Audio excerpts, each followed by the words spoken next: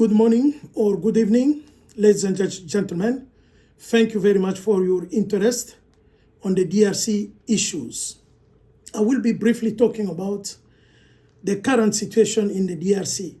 Mainly, I will be looking into the latest political development and the situation happening right now in Minembwe territory in connection with the so-called Baniam Mulenge. On the first issue, the latest political development in the DRC, as most of you know it, following the chaotic election in December 2018, Mr. Felix Tshisekedi was declared the winner. That election was widely criticized as lacking any integrity. Soon after, Mr. Tshisekedi joined the previous president, Joseph Kabila, and formed a governing coalition. Rather than putting the country on the path of peace, economic and social recovery as initially promised, this governing coalition turned out to be the center of a baseless conflict from early on. For example, the coalition partners have fought over the sharing of ministerial posts, the control of other state agencies, including the judiciary and the National Electoral Commission, and this for months. So these political quarrels, coupled with the absence of socio-economic opportunities and services provision, leaves the vast majority of the population of the DRC with limited option to break out of the cycle of conflict and poverty. In such a context, localized conflict have the potential to grow, getting manipulated by political leaders and quickly taking on ethnic dimensions. And to deal with the above situation, Mr. Tshisekedi has initiated recently a political consultation to seek ideas about how to move the country forward. As part of this political process, this political consultation, Dr. Denis Mukwege, the 2018 Nobel Peace Laureate, has met Mr. Tshisekedi on November 9th. And during their meeting, Dr. Mukwege explicitly reminded President Tshisekedi on the urgency to break the cycle of impunity, especially impunity benefiting political and military officials. Dr. Mukwege also invited Mr. Tshisekedi to get personally involved and ask the UN Secretary General to address the Security Council for the implementation of an international criminal court for the DRC as recommended in the UN mapping report on crime committed in the DRC and released 10 years ago. So that's all for the political development in the DRC. And then the second issue is related to the Baniam Mulenge and the creation of Minembwe territory. First of all, I would like to remind you that the Baniam Mulenge are ethnic groups of Tutsi origin, of Rwandan origin, and then most of them are refugees who arrived in the DRC after the 1959 massacres that happened in Rwanda and Burundi. Most of them settled in South Kivu. Baniam Mulenge is a toponym meaning people from the hill or mountain of Mulenge. Please keep in mind that usually Congolese ethnic groups are identified by their language and never by a mountain, a river, or a hill. So the language of the Baniam Mulenge is Kinyarwanda. Also, during the colonial era, so this is important, the Baniam Mulenge should not be confused with other Banyarwanda, so other migrants coming from Rwanda. During the colonial era, there were waves of Rwandan migrants into the DRC, mainly to North Kivu and Katanga. So mostly those brought by the colonial administration for mineral exploitation purpose, and some others fleeing intercommunal violence around, especially independence in both Rwanda and Burundi. In both cases, those fleeing to the DRC were mostly Tutsi. So to better understand the root cause of the violence involving the Banyamulenge in the DRC, one has to go back to how the first Congo state was created in the 19th century by the Europeans. The Congo Free State was created in 1884-85 through agreement with local rulers by a group of European investors headed by Leopold II, King of the Belgians. So therefore, membership of an ethnic community, ethnic groups, give historical claim to land and citizenship.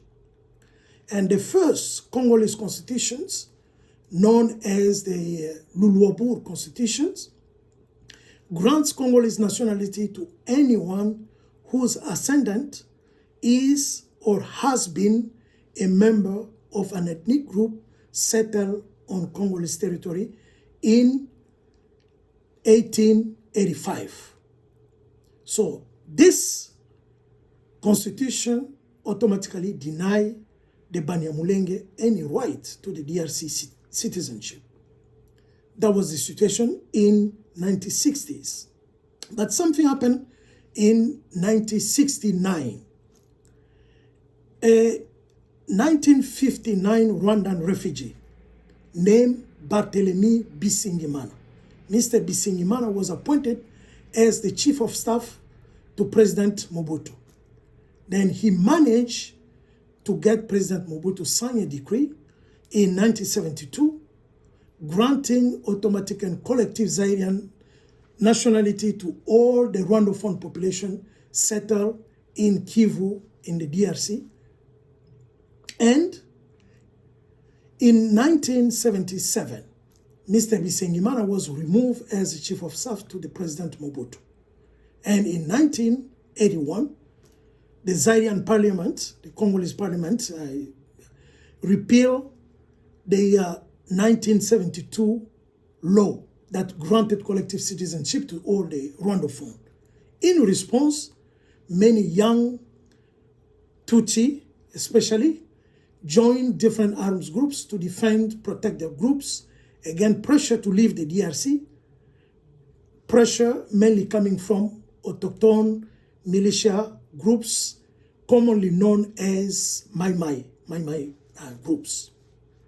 So starting from the mid-1980s through the mid-1990s, violence was quite frequent between the local Mai Mai militia groups and the Banyamulenge militia groups. The local were pressuring the Banyamulenge to go back to Rwanda as they were considered not Congolese. And then following the Rwandan genocide in 1994, the Rwandan government masterminded the 1996 invasion of the DRC. And that invasion was formally known as the Banyamulenge Rebellion. So for the local Congolese, this Banyamulenge Rebellion was evidence that actually they were infiltrators, Trojan horse, acting on behalf of their motherland, Rwanda. And then the rebellion succeeded in overthrowing President Mobutu, and having successfully overthrown President Mobutu, the Banyamulenge became very powerful, and they were controlling the DRC army, government, security services, economic and mine interest, and of course, all of which have been overseen by Rwanda itself. And then Based on that powerful position, the new constitution was introduced in 2004 during the transition government. And the new constitution promulgated a new law on nationality, allowing the Banyamulenge full Congolese citizenship again. But the reality on the ground remains far from being clear, and the problem has never been solved between local communities and the Banyamulenge.